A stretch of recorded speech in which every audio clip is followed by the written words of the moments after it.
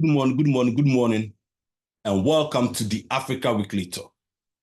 Today's subject on the docket is the truth behind the hidden agenda of some Western NGOs and international civic organization groups and their goals and objectives on the continent of Africa in the name of bringing socioeconomic development as well as helping stamp out poverty on that continent. But fellows, before I dive into this subject today, I would like you guys to listen to an interview done by Nigeria's investigative journalist, David HUNDEYIN, with the Arise News, where he talked about an NGO based in the United Kingdom that tried to bribe him in a smear campaign against DANGOTE oil refinery in Lekki, Nigeria. So fellas, before we dive into this issue today, let's go ahead and hear what David HUNDEYIN had to say with regards to this issue. And I'll come back and dissect this whole issue. So let's go ahead and hear what he has to say. It has been going on for some time now. This is nothing new, but let's go ahead and hear what he has to say with regards to this particular NGO. And I'll dive into it. All right, so let's go ahead and hear what he has to say. Here we go. Let's go ahead and hear what he has to say on this issue.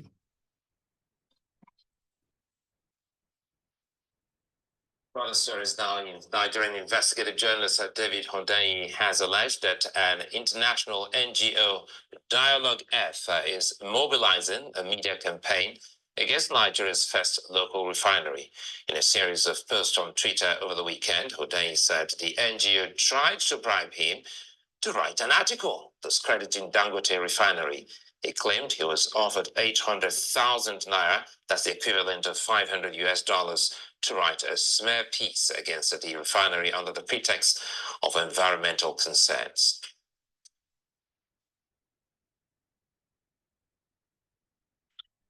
Well, earlier I spoke to David HUNDEYIN for more on this story. I began by asking him why he decided to go public with his allegations.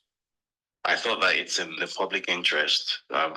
People need to know that there are external interests that have some sort of a stake or some sort of an interest in the preservation of the energy poverty that Nigeria and West Africa have historically faced. I don't believe that my going public with it in itself is going to change the world or anything like that.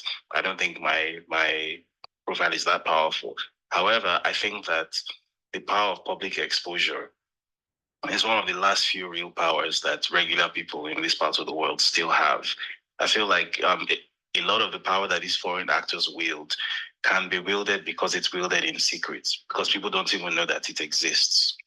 So prior to this incident, for example, if you were to come out and tell people that there are players in the global development space or the NGO space who would very much like the status quo to be preserved in terms of Africa being poor and Nigeria suffering from energy poverty, despite being one of the world's largest energy exporters, it will sound like it's a conspiracy theory.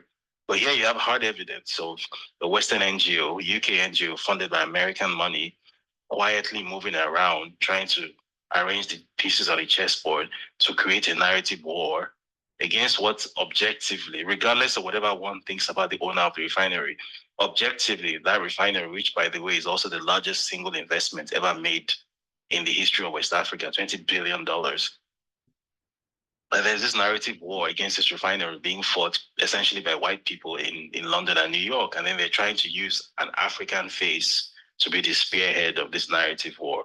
That does not sit right with me, and I thought the public needed to know. And it makes one wonder whether, there's a link between this and why Nigeria's 4 refineries have refused to work for over 10 years now, over a decade now.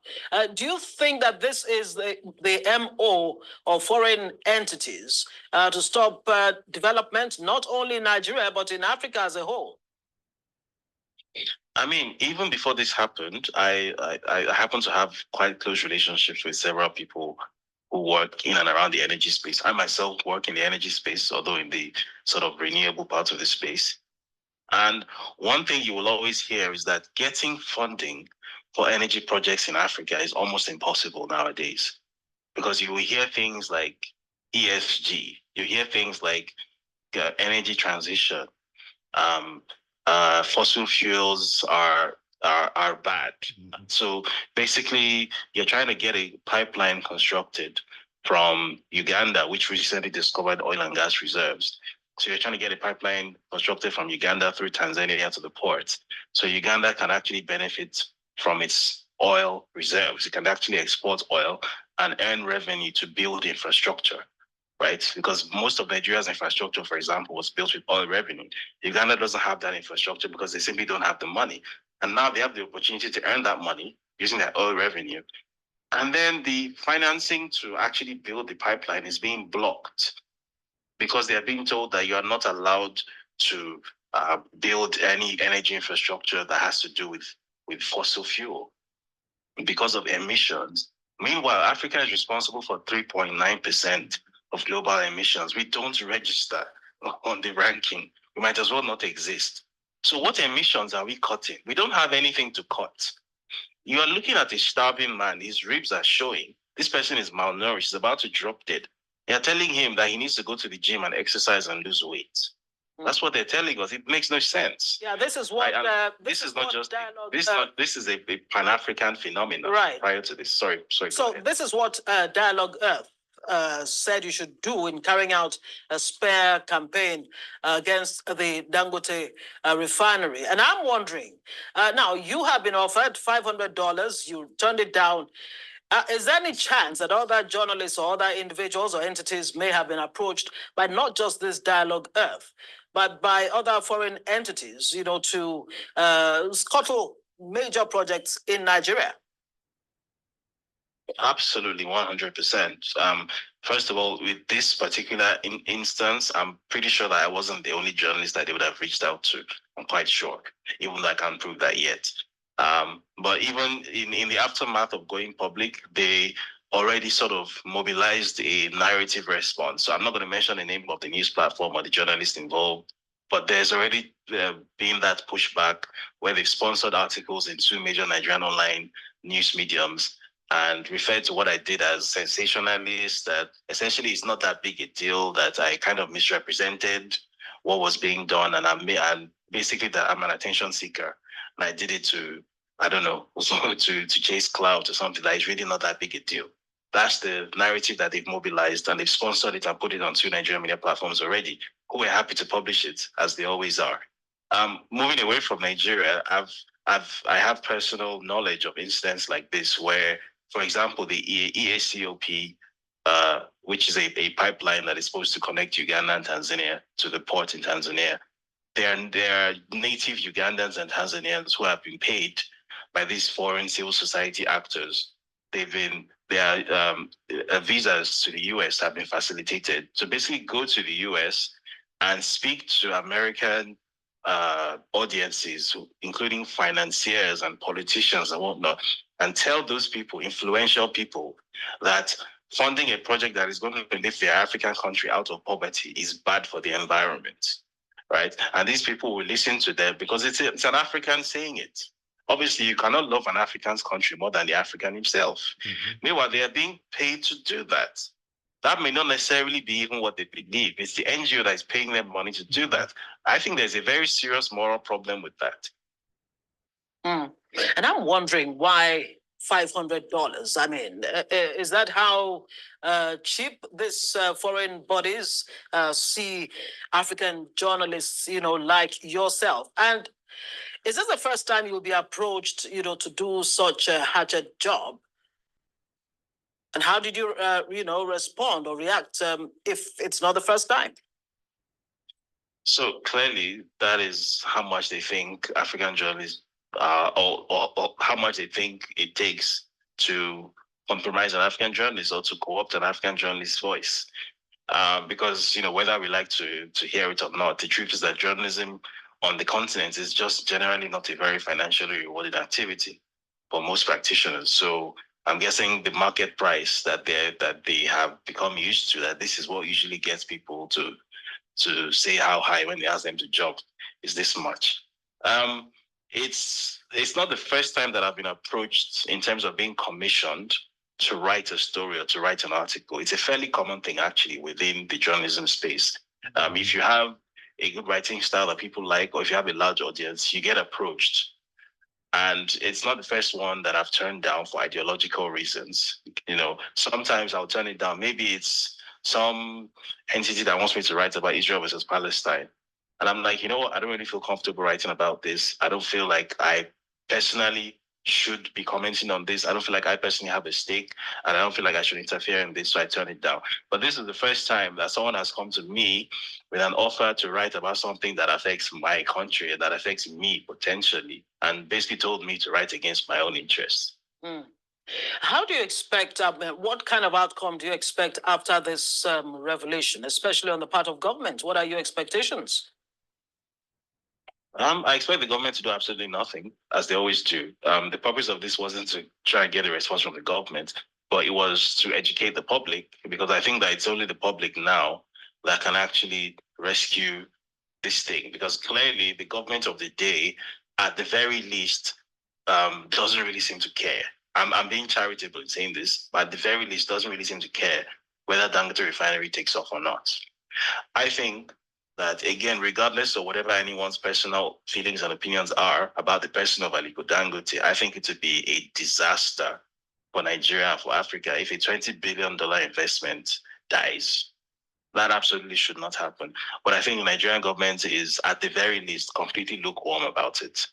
We've seen officials from the oil regulators come out and make statements that sound like it's a competitor that made the statement. We saw an official come out and say that the Dangote Refinery's diesel has sulfur content that is above regulatory limits, and that in any case, it shouldn't be that one man shouldn't supply the energy, shouldn't control the energy market for Nigeria, which is true.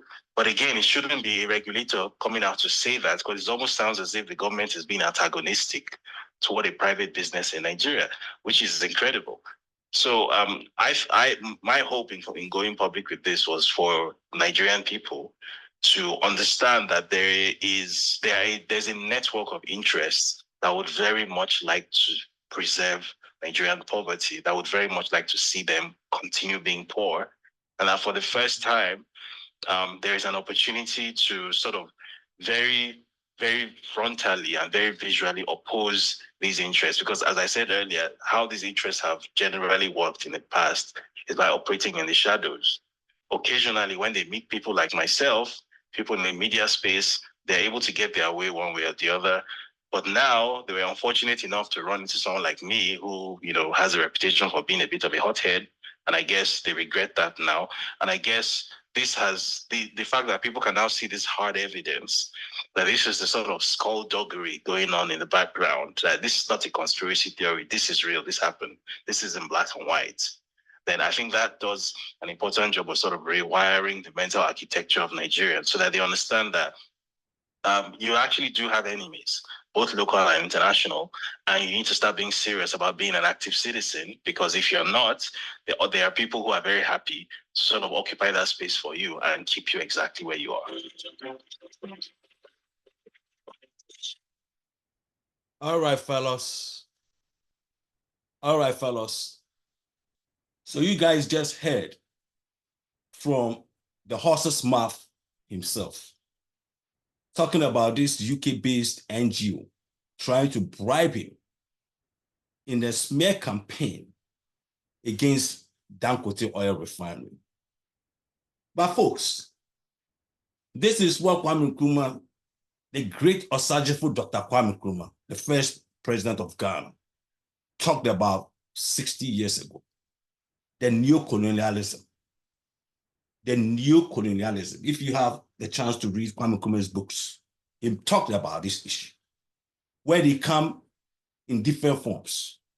Some come in the form of media outlets like VOA, Voice of Africa by the United States government, BBC. And they sell this notion that they are doing these things to help develop Africa's socioeconomic development, as well as stamp out poverty and help Africa rise up and become developed and so on and so forth.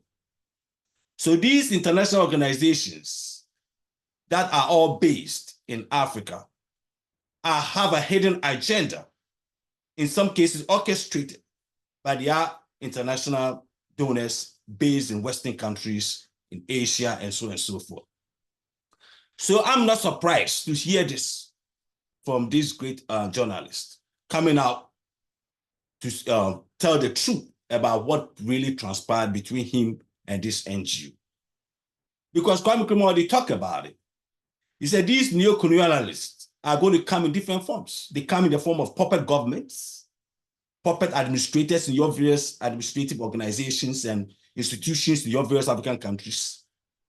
So they don't have to be in your countries anymore, but they still pull the strings of whatever you do in your various African countries. And unfortunately, we have this going on all across the continent. I mean, almost all the African leaders are puppets. Even though we go and elect them democratically, the so-called electoral democracy that we have, but most of these guys are damn puppets down there. A lot of these guys are so corrupt to the extent that the money that they get paid by these international organizations, they cannot let it go. So they fall into this trap. And therefore, they pull the strings for these international organizations. I mean, like you heard him say, I mean, there's a pipeline that Uganda wants to build to connect it to the port in Tanzania because of its oil and gas discovery recently. But at the same time, these financial institutions around the world will not finance it. Guess what? Because they already have international organizations, oil organizations, the cartel, like ExxonMobil, Shell, ConocoPhillips, and knowing that these things are going to stop Africans from relying on these Western oil companies, that's going to eat into their profit margins. They're not going to do it. So they're going to find ways and means to deter Africans from building oil refineries and doing anything that is good to help develop Africa. So this is nothing new. This is nothing new. This is the old playbook going back 60, 70 years ago when nostalgicful Dr. Kwame Nkrumah said it, that the old colonialists come in different forms and different shapes. And in most cases, they use the very Africans.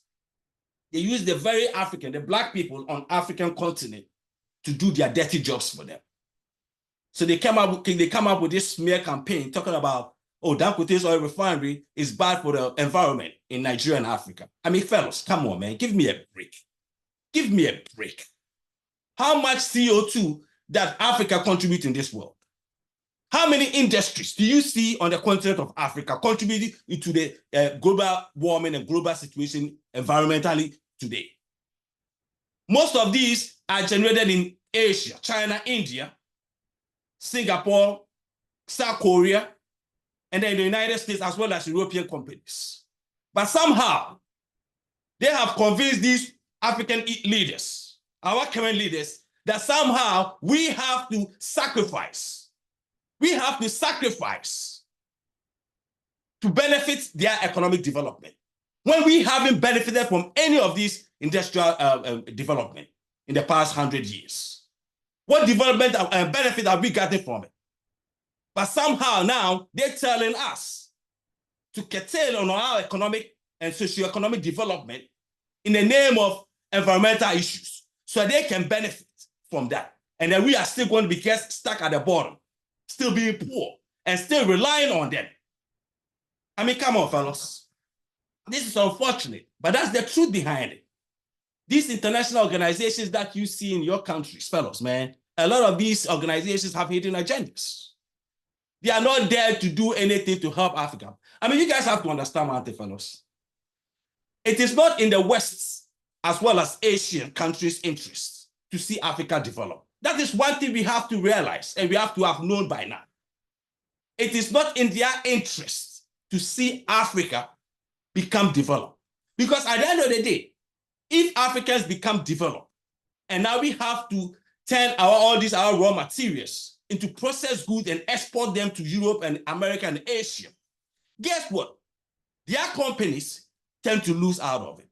So this thing that he's talking about, these are big money companies behind it. This is not just the government. Most of these foreign countries' national security issues involve their companies' objectives. That's the bottom line. If you guys don't know, America's national security interests is not just in the name of the US government. They look at all their various companies, whether in the tech industry, in the oil industry, or whatever industry. And whatever they see as a threat coming from outside the United States, the US government have to step in to make sure that threat does not affect the US local industries. It's that simple. That is how it works. And this goes on in China as well as in Asia.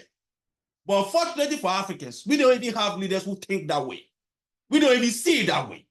So whatever they tell us, when they give us that little money, we don't even think about what is best in the interest of the African citizen. We just take that and accept whatever they tell us. So we have puppets in so many industry organizations on that continent, whether in government or in private NGO organizations. And at the end of the day, they use these puppets to set the agenda on the continent of Africa. It is unfortunate. I remember hearing Dangote talk about when he first started and talked about building this oil refinery. And he had visited Saudi Arabia. And in a conversation, one of the Saudi leaders down there, they were trying to convince him not to build a refinery because of the daunting tax of owning and building a refinery. This came out of Dangote's own mouth. By then, he had already started the project. So he said, he respectfully told this Saudi official, the Honorable, I'm sorry, I've already started the project. It's already on the way. So just imagine, because at the end of the day, like I said, these people are looking at Dangote oil refinery and other African development, and they look at it as a threat to their economic well-being. This is all about the money, fellas. This is all about the dollars. Because at the end of the day, you have a big refinery, the biggest refinery, single train refinery in the world, producing about 650,000 barrels a day. Can you imagine how many industries that are going to lose jobs in Europe because of that? Because most African countries import their oil, petroleum products.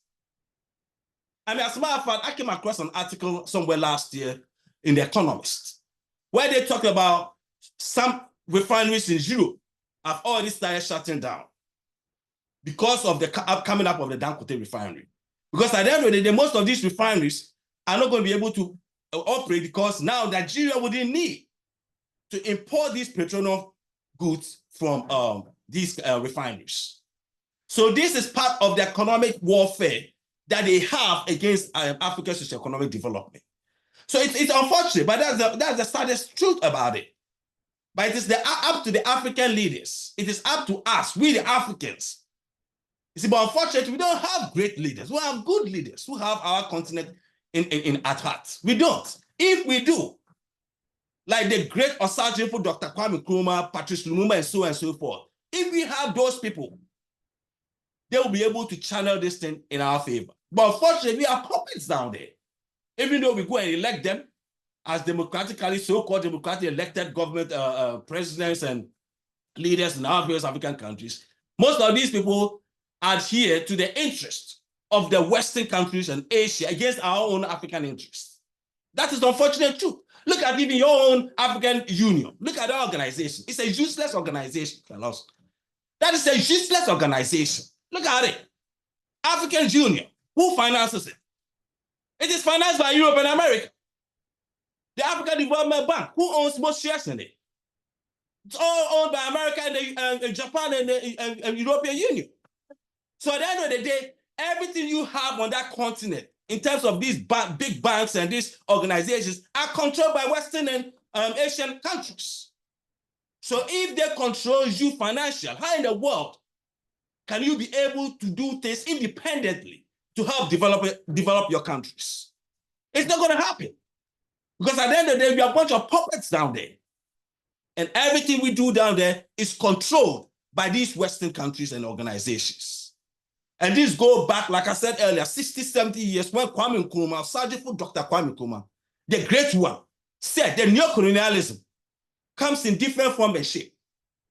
They come in different form and shape. They come through NGOs, civic society groups that you people see down there, thinking that these people are down there to help stamp out poverty and help Africa's socioeconomic development and so on and so forth. Fellas, I'm sorry.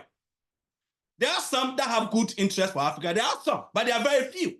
By the end of the day, most of these organizations are tied to the international organizations from these Western countries and Asia, where they look at their national security interests of what they have to do to benefit their various European and Western countries. And so it's not about helping Africa. It's about making sure that their interest is first and foremost satisfied and achieved. That is the goal. That is the goal. And there's nothing wrong with that. That is what they believe in. Now, it is up to the African people also to have our goal. And our goal is to make sure that we do things that benefit us. But if you have leaders who are corrupt, who are bought on the international market with peanuts, then that is what is going to happen. Our socioeconomic development will always fall flat. Because at the end of the day, the Western countries, whether you like America or you don't like America, or Europe or you don't like Europe, China is part of it too. Because I hear a lot of these people on social media talking about, oh, how China is good, is helping Africa. Yes, China is good in certain things. I don't have a problem when China brings money to invest in Africa. But at the end of the day, African leaders also have to look at China as part of the problem as well. Because at the end of the day, China is there for China's interest. China is not investing all these billions of dollars on the continent because they love Africans. Are you kidding me? They're not investing all that money because they love Africans. They are there because to satisfy China's drive for energy and so on and so forth. And look at what is going on in DRC, Democratic Republic of Congo. Look at it. I mean, this country is the wealthiest country in terms of natural resources on this planet. But look at the poverty level in that country. This country has been in pretty much civil war for the past, 30 years? 30 years. Sometimes it's so sad to see a country like DRC, Democratic Republic of Congo. What kind of natural resources, what kind of natural minerals on this earth that you will not find in that country? You find everything down there. But guess what, fellas? All these wars going on down there, you still have people sending private jets going to these places and taking the minerals out. So do you think these Western countries, if they really believe in helping Africa in its socioeconomic development, cannot stop these wars going on across the continent? I mean, come on, man. I'm sorry. It's a joke to think that these people have Africa's interests at stake. They don't. Because most of these people fighting these wars in DRC and Boko Haram and all these things, most of them are being financed through these same civil organizations. Because at the end of the day, look at the natural mineral resources that is being smuggled out of DRC every day.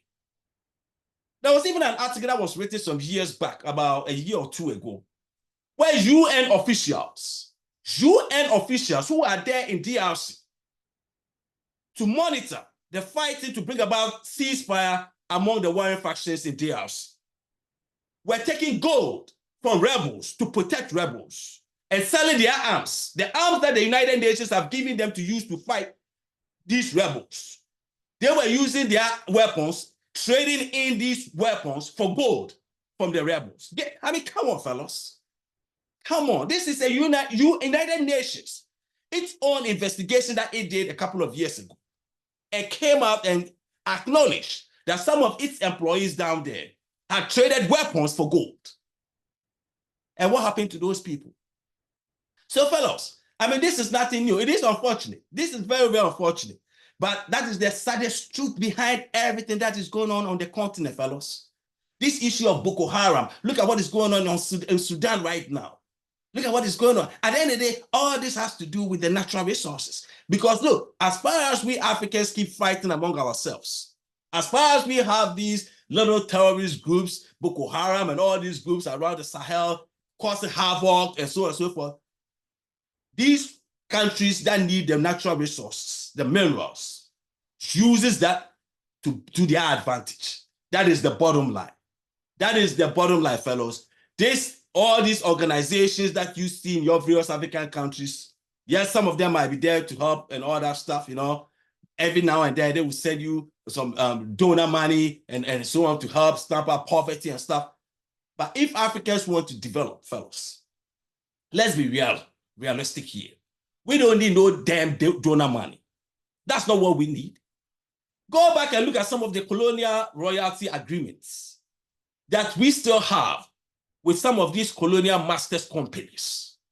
I mean, talk about mineral resources. Go to Ghana, go to Nigeria, go to South Africa, go to Zimbabwe, and look at some of these oil and mineral resources, gold resources, the royalties that some of these foreign companies still benefit from. If we can renegotiate these agreements, that is what we need. We don't need donor money from them. We have too much money on that continent. We have too much money. We don't need money from Western countries. Because of bad governance and poor governance, as well as corrupt leaders and puppets, they ain't going to do anything about it. Because at the end of the day, they don't give a damn about your citizens, their citizens on that continent. As far as they can get what they get and help their crony capitalist friends and their family business, they're okay with that. Because at the end of the day, if you look at some of these royalty agreements, that dates back hundreds of years. And some dates back right before independence. I mean, how in the world you're going to have natural resources, but somehow you cannot process them into anything? Every time you have to send them to somebody's country. Like Dangote once said, anytime you export raw materials, you are exporting jobs and you are bringing in poverty because you are importing processed products, which have been manufactured in these countries. So by you importing them, you are bringing in more poverty to your fellow citizens because you are not manufacturing anything in your various African countries. We become so dependent on imports from China and Asia and around the world. And now that we have a man who have built an oil refinery also to help African countries to refine these petroleum products, to make it easier for them and help them in their socioeconomic development, you have these Western organizations that are still trying every means to deny Africans from being independent from importing petroleum products. And fellows, don't forget, petroleum products is what eats Africa's forests. All our foreign exchange goes into petroleum products. Because that is the most important aspect in our socioeconomic development, not just in Africa, all over the world. So most of these petroleum products that we import eats into our foreign exchange. And that is part of the reason why we have a very high inflation on that continent, as well as high cost of living, because petrol is the key to everything in Africa because of our level of development. But we have gas, we have crude, we have all of this. And yet still, we have to send these things to Europe, Rotterdam and other refineries in Singapore and South Korea, and then go back and import them without hard-earned foreign exchange money. So at the end of the day, we still stay in the same and stay at the same place that we are, still at the bottom, because we are not doing anything to improve our standard of living. So fellows, it is unfortunate, based on what he said, with regards to this NGO based in England. But this is nothing new. This is how it's going to be. It is always going to be like that. It's not going to change. It is up to we, the Africans, and our leaders who have to change. We are the ones who control this thing. But if you have puppets, corrupt leaders in your various African countries, that is what is going to happen. That is what is going to happen. I mean, just imagine, they're trying to bribe him, just a journalist, to write a smear campaign against Dangote. Can you imagine how much money they pump into your corrupt leaders on the continent through these NGOs? I mean, just imagine. I mean, just go figure. I mean, he's just a journalist, fellas. They just wanted him to write an article, a smear campaign against Dangote refinery. So just imagine how much money that is given to just some of these corrupt politicians in the various African countries, that they enact bills and laws against your own interests and your own socio-economic development. I mean, just imagine that, fellows. It is unfortunate, but that is the saddest truth about it. That is the saddest truth. I mean, not all these NGOs are bad. Like I said earlier, there are some that are doing good, but this is the old playbook. You don't need these people to come there with weapons and set up what do you call it, military bases and all that stuff. I hear people talk about, we don't want America having base. America don't have to have base in Africa. They don't. It is good if they have it. But let me tell you what, they can monitor anything they want to monitor without having a base there. They can do it. I mean, they have the technology to do it. But they also know that if they can get the natives, the people, to go against their own interests, how to use the people, how to use these puppets, then that's what they would do. And that's what they've been doing. Like Kwame Nkrumah warned 60, 70 years ago, he said the neo-colonialist comes in different forms, different shapes, and different sizes. They come through the media, through NGOs, through social groups, and so on and so forth. And at the end of the day, they all have one goal: to see Africa where Africa is, underdeveloped.